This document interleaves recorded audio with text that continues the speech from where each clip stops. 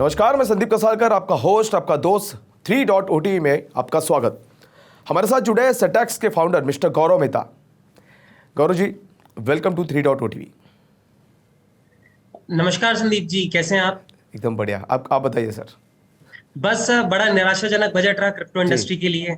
जी, उसी के बारे में क्वेश्चन मैं आपको पूछना चाहूँगा। सबसे पहले बजट 2023 को लेकर आपकी क्या एक्सपेक्टेशंस थी और फिर उसके बाद क्या आउटकम रहा?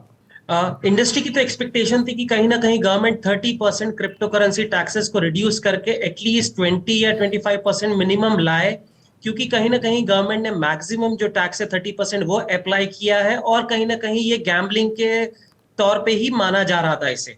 सो वो पहली चीज थी। दूसरी चीज थी, इंडस्ट्री एक्सचेंजेस के वॉल्यूम काफी ज्यादा गिर गए हैं टीडीएस आने के बाद, तो इंडस्ट्री की डिमांड थी कि टीडीएस को रिव्यू किया जाए, उसमें भी कोई कमेंट नहीं आए हैं।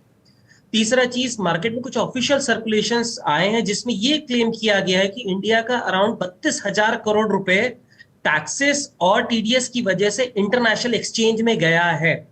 अब कहां तक ये खबर सही है गलत ये हम नहीं जानते, बट कहीं ना कहीं जब गवर्नमेंट ने ये बजट में क्रिप्टो टैक्सेस के बारे में कुछ नहीं कहा है, तो ये मेरे लिए बड़ा चिंताजनक विषय हो जाता है। कारण ये, क्योंकि पहले ही गवर्नमेंट की धारणा थी कि कहीं ना कहीं क्रिप्टो करेंसी एक टैक्स बचाने का या तो छुपाने का या तो पैसा कहीं भी बाहर मूव करने का तरीका होता है। और मुझे नहीं पता ये साल कितने लोगों ने टैक्सेस भरा है, लेकिन कहीं ना कहीं लिमिटेड लोगों ने टैक्स भरा होगा, इसी कारण गवर्नमेंट ने इसको रिव्यू करने की इच्छा नहीं जताई है।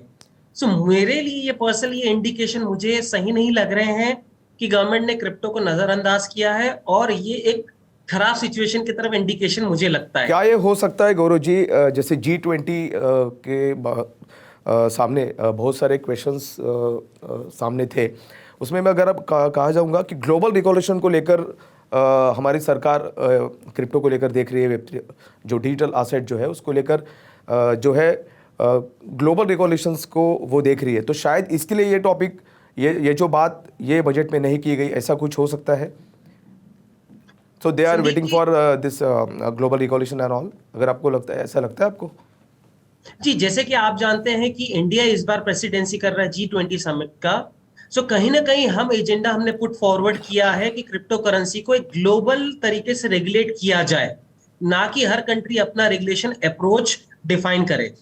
अब क्योंकि इंडिया इसे लीड कर रहा है, तो कहीं ना कहीं गवर्नमेंट ने ये कहा है कि हम इसे टेक्नोलॉजी ड्रिवन रेगुलेशन की तरफ हम तत्पर है, या तो हम इच्छा रखते हैं कि टेक्नोलॉजी के टूल्स यूज करके रेगुलेट करें, बट अभी तक ये नहीं बताया गया है कि क्या अप्रोच रहेगा, कैसे हम कोऑर्डिनेट करेंगे डेवलप्ड कंट्री के साथ।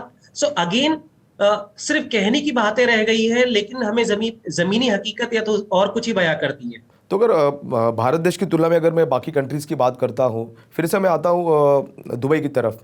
तो दुबई ने इसको क्रिप्टो का हब बनाया है, तो वो एक गैम्बलिंग को, मतलब वो कंसीडर नहीं करते क्या? जो गैम्बलिंग एक्ट जो आपने कहा कि भारत में इसे गैम्बलिंग के तौर पर माना जा रहा है, दुबई में ये गैम्बलिंग नहीं हो सकती है क्या? क्या कहेंगे आप इस पर? सो गैम्बलिंग सब्जेक्टिव वर्ड हो जाता है। आप जाएंगे तो यूएस में बैटिंग बहुत ज्यादा ओपन है, गैम्बलिंग बहुत ज्यादा ओपन है। कई कल्चर में बैटिंग के लिए आपको कैपिटल पनिशमेंट मिल सकती है। सो ये कल्चर वाइज हो जाता है, हम इसको सही या गलत के तौर पे नहीं देखना चाहिए।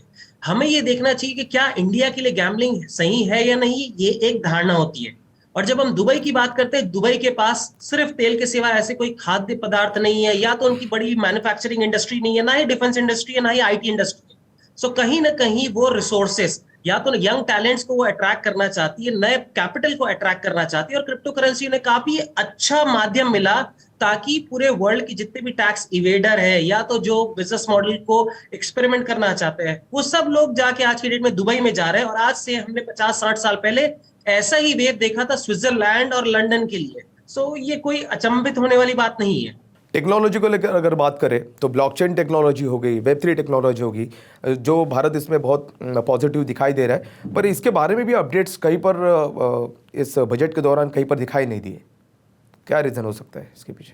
सो ब्लॉकचेन टेक्नोलॉजी हमें कम्युनिकेट करने की जरूरत नहीं। गवर्नमेंट ने ऑलरेडी कहा है कि टेक्नोलॉजिकल डेवलपमेंट के लिए एक्सेलेंस सेंटर बना रहे हैं। जो नई इमर्जिंग टेक्नोलॉजी जैसे एआई है, उनके लिए उन्होंने स्पेसिफिक फंड्स एलोकेट किए। सो गवर्नमेंट अभी तक still wait and watch mode में है कि ब्लॉकचेन आखिर डिफाइन कैसे किया जाए, क्या क्रिप्टो या करेंसी और ब्लॉकचेन दोनों साथ में है? क्या ब्लॉकचेन सिर्फ अलग वर्क कर सकता है? सो गवर्नमेंट कहीं ना कहीं अपनी थीसिस या अपना माइंडसेट क्लियर कट नहीं बना पाई है। सो मुझे उम्मीद है कि जब अपकमिंग ईयर्स या अपकमिंग समय में जैसी क्रिप्टो करेंसी के रेगुलेशन होंगे, वहां पे क्रिप्टो करेंसी को डिफाइन किया जाएगा, टोकन को डिफाइन किया जाएगा, private cryptocurrency, public cryptocurrency, blockchain. So ये सब चीज के जब टर्मिनोलॉजी क्लियर कट डिफाइन हो जाएगी, उस समय हम ब्लॉकचेन स्पेसिफिक हम पॉलिसी देख पाएंगे, बजट एलोकेशन देख पाएंगे और गवर्नमेंट के इंसेंटिव देख पाएंगे। गौरव जी, ब्लॉकचेन डेवलपमेंट को लेकर अगर मैं बात करूंगा, तो जैसे आपने कहा कि ब्लॉकचेन को लेकर अभी तक सरकार कुछ फिक्स नहीं कर पा रही है, पर ब्लॉकचेन में अगर आप देखोगे तो एग्रीकल्चर में ब्लॉकचेन टेक्नोलॉजी इस्तेमाल की जा रही है, टूरिज्म में उसको इस्तेमाल किया जा रहा है। तो ये ब्लॉकचेन जो कॉन्सेप्ट है सरकार को समझ में तो आ गया है, पर इसकी डेवलपमेंट जो होनी चाहिए, जितनी और ज़्यादा डेवलपमेंट होनी चाहिए, जो टेक्नोलॉजी बूस्ट होनी चाहिए, वो अभी तक नहीं हो पा रही है। करेक्ट। कहीं ना कहीं अगर गवर्नमेंट के एग्रीकल्चर की, सॉरी मैं है। फिर से रुका रहा हूँ, एग्रीकल्चर की अगर बात करें तो सबसे ज़्यादा फोकस इस बजट में एग्रीकल्चर पर भी दिया गया है, उसको ज़्यादा फंड रेजिंग की गई है, अगर आपने कुछ नोटिस किया होगा तो। जी जी जी संजीव जी, मेरा भी मानना यही है कि ब्लॉकचेन फ्यूचर है। ब्लॉकचेन का इंप्लीमेंटेशन ना सिर्फ एग्रीकल्चर में आएगा, कल के डेट में आइडेंटिटी मैनेजमेंट में आएगा, सप्लाई चेन में आएगा, डॉक्यूमेंट मैनेजमेंट में आएगा। हमने Exactly. देखा कि दिल्ली के एफएसएल लैब ने भी ब्लॉकचेन में इंप्लीमेंटेशन किया है। सो ब्लॉकचेन तो इंटीग्रेट होता रहेगा, इनोवेशन आगे बढ़ता रहेगा, इसमें कोई दो मत नहीं है। लेकिन कहीं ना कहीं ब्लॉकचेन और क्रिप्टो कैसे कनेक्टेड है, ये चीज का कंफ्यूजन मार्केट में ऑलरेडी एग्जिस्ट करता है। ओके। अब जिस हिसाब से मैं लास्ट टाइम टैक्सेशन का इंप्लीमेंटेशन देखूं और इस साल के रिजल्ट देखूं, तो ब्लॉकचेन के इनोवेशन बढ़ते ही जा रहे हैं। Correct. सो कहीं ना कहीं गवर्नमेंट को ये कॉन्फिडेंट हो गया कि हम आज की डेट में अगर हम क्रिप्टो को मना करते हैं या ब्लॉक भी करते हैं, तो ब्लॉकचेन तो बढ़ सकता है। एग्जैक्टली। अगर मैं बात करूँ सीबीडीसी, तो सीबीडीसी के जो सरकार का प्राइम प्रोजेक्ट है, उस पर भी कुछ डेवलपमेंट यहाँ पर दिखाई नहीं दी ये प्रोजेक्ट के दौरान, बजट के दौरान। तो ये क्यों संदीप हुआ? जी, डेवलपमेंट तो काफी सारे हो रहे हैं। गवर्नमेंट ने ऑलरेडी अराउंड 50,000 परचेज पेमेंट्स के सॉरी इंडिविजुअल कस्टमर्स और मर्चेंट्स के साथ पायलट रन किया है, जिसमें वो टेस्ट कर रहे हैं कि मैक्सिमम ट्रांजेक्शन कितने जा सकते हैं, क्या प्रैक्टिकलिटी ग्राउंड में डिफिकल्टी क्या आ सकती है, and all those things. So CBD से एक्सपेरिमेंट तो धड़ल्ले से चल रहा है, जहां यूके में आपके सेंट्रल बैंक ने अब जाके सीबीडीसी के लिए रिक्रूटमेंट करना चालू की है। यूएस ने रोल आउट किया कि हम सीबीडीसी बनाएंगे, वहां इंडिया ने ऑलरेडी ग्राउंड के पायलट्स रन कर रहे हैं। आज मैंने पढ़ा कि कुछ पार्टनरशिप्स भी डेवलप हुई है कुछ प्राइवेट बैंक और मर्चेंट पेमेंट प्रोसेसर के साथ। सो ये कहना गलत होगा कि सीबीडीसी में एक्टिविटी नहीं हो रही है। सो कहीं ना कहीं आरबीआई अपने एक्सपेरिमेंट्स कर रही है, पायलट रन कर रही है, उसके बेसिस में जो उनकी इंप्लीमेंटेशन स्ट्रैटेजी या जो लर्निंग्स होगी, उसके बेसिस में सीबीडीसी को मार्केट में रिटेल लॉन्च किया जाएगा लार्ज सेट ऑफ कस्टमर्स के लिए, और उसको स्केल किया जाएगा। क्या ये हो सकता है कि बिकॉज ऑफ दिस सीबीडीसी ये क्रिप्टो की बात छेड़ी नहीं गई इस बजट में, क्योंकि इनको सेंट्रलाइज ही रखना है हर चीज़, इसके लिए सीबीडीसी को बढ़ावा देने के लिए क्रिप्टो के बारे में बातचीत नहीं हुई, डिजिटल असेट के बारे में बातचीत नहीं हुई, ऐसा कुछ? सीबीडीसी और क्रिप्टो दोनों बहुत अलग चीजें हैं। जब यहाँ पे हम क्रिप्टो देख रहे हैं, तो क्रिप्टो एक एसेट क्लास बनने की कोशिश कर रहा है। जैसे आपका रिलायंस, टाटा और आपकी इक्विटी स्टॉक्स होते हैं, वैसी आपकी ये डिजिटल स्टॉक्स मान के चलिए, आप ब्लॉकचेन की इक्विटी मान के चलिए। और जब हम सीबीडीसी की बात कर रहे हैं, तो जहां हमारा पेमेंट सिस्टम फ्रैगमेंटेड है, इंडिया में यूपीआई है, RTGS, NEFT, banking settlement infrastructure है पूरे।